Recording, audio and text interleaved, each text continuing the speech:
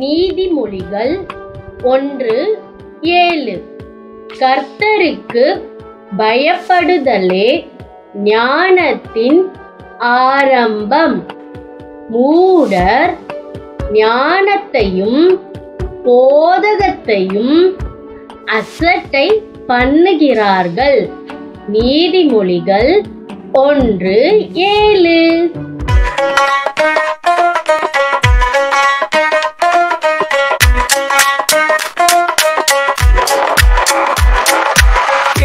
கேளுங்க அம்மா அப்பா கேளுங்க, தம்பி தங்க கேளுங்க, ஞானத்தின் ஆரம்பம் என்னங்க நானும் சொல்லுற கேளுங்க. கர்த்தருக்கு பயப்படுதல் ஞானத்தின் ஆரம்பம் தானுங்க. கர்த்தருக்கு பயந்திடுவோம், ஞானத்தை பெற்றிடுவோம். ஞானத்தை அசட்டை செய்வாங்க மூடர் தானுங்க. போதகத்தை அசட்டை செய்வாங்க மூடர் தானுங்க. அசட்டை செய்யாது நீங்க பயத்துடன் ஆளுங்க.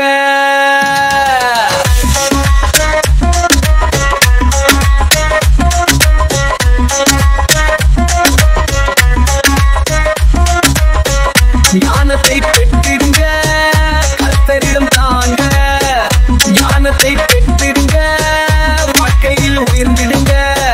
கர்த்தர் வழியில் நடந்து ஆசீர்வாதம் பெற்றிடுங்க.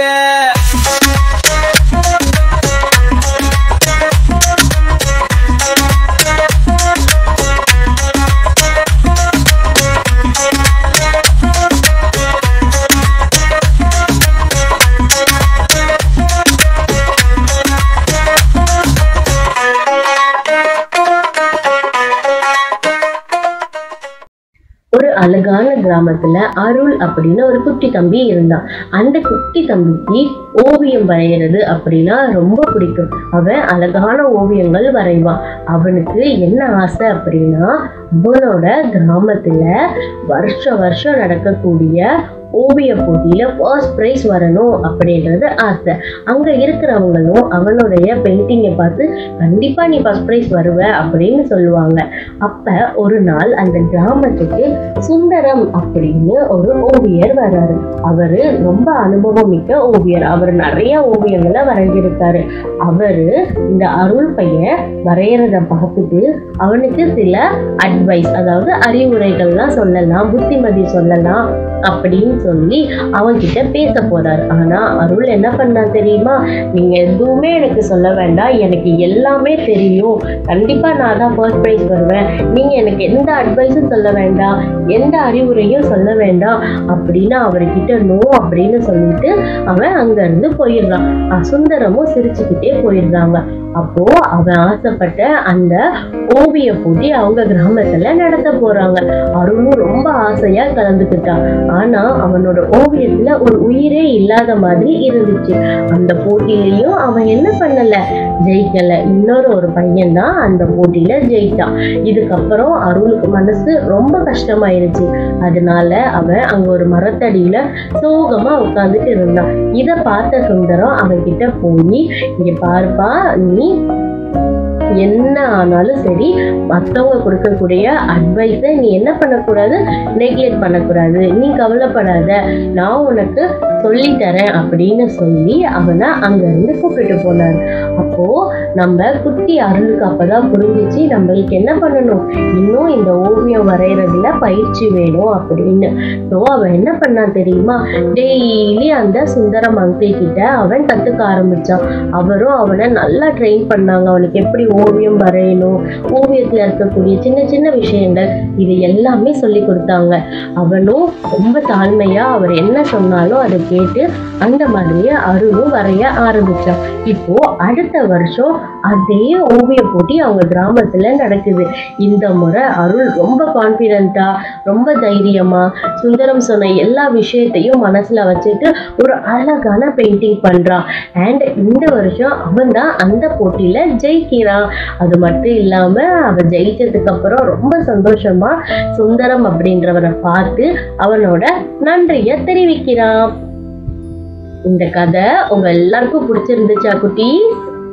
இந்த கதையை பேஸ் பண்ணி நீங்க சிந்திக்க, ஜெபிக்க, செயல்பட. இந்த கதையில அந்த அண்ணா சொன்ன எனக்கு அட்வைஸ் பண்ண தேவையில்லை, எனக்கு எல்லாம் தெரியும் அப்படின்ற மாதிரி நீங்க உங்க வீட்டுல இருக்கக்கூடிய அம்மா அப்பா கிட்டயோ பாட்டி தாத்தா கிட்டயோ இல்ல உங்க டீச்சர் சொல்றப்ப இல்ல உங்க பாஸ்டர் சொல்றப்ப உங்க சண்டே ஸ்கூல் அக்கா அண்ணா சொல்றப்ப எல்லாம் சொல்லியிருக்கீங்களா அப்படின்றத நீங்க என்ன பண்ணணும், இன்னைக்கு யோசிச்சு பார்க்கணும். ஒருவேளை நீங்க அப்படி பண்ணிருந்தீங்க அப்படின்னா நீங்க கண்டிப்பா அதை என்ன பண்ணணும், மாத்திக்கணும். நீங்க செயல்பட. ஒருவேளை நீங்க உங்க அம்மா அப்பா உங்களுக்கு அட்வைஸ் பண்றப்ப வேண்டாம், நோ நான் கேட்க மாட்டேன் அப்படிலாம் சொல்லியிருந்தீங்கன்னா இன்னைக்கு என்ன பண்ணுங்க, அவங்க கிட்ட போயிட்டு ஒரு சாரி சொல்லுங்க. சாரி அம்மா, சாரி அப்பா, நீங்க இனிமேட்டு எனக்கு என்ன அட்வைஸ் பண்ணாலும் நான் அதை என்ன பண்ணுவேன், கண்டிப்பா கேட்டுப்பேன் அப்படின்னு நீங்க சொல்லணும். சரிங்களா? அண்ட் நீங்க ஜெபிக்க. நீங்க இன்னைக்கு எப்படி ஜெபிக்கணும் தெரியுமா? இன்னைக்கு நீங்க ஏசப்பா கிட்ட போய், ஏசப்பா உங்களுக்கு பயப்படுதல் ஞானத்தின் ஆரம்பம் அப்படின்னு சொல்லியிருக்கீங்க ஏசப்பா.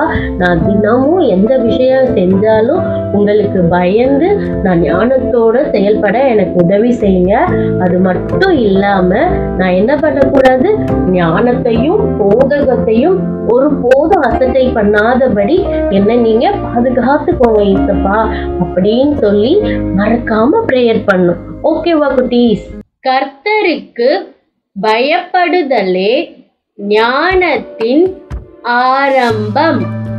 மூடர் ஞானத்தையும் போதகத்தையும் அசட்டை பண்ணுகிறார்கள். நீதிமொழிகள் 1:7. கர்த்தருக்கு பயப்படுதலே ஞானத்தின் ஆரம்பம். மூடர் ஞானத்தையும் போதகத்தையும் அசட்டை பண்ணுகிறார்கள். நீதிமொழிகள் 1:7.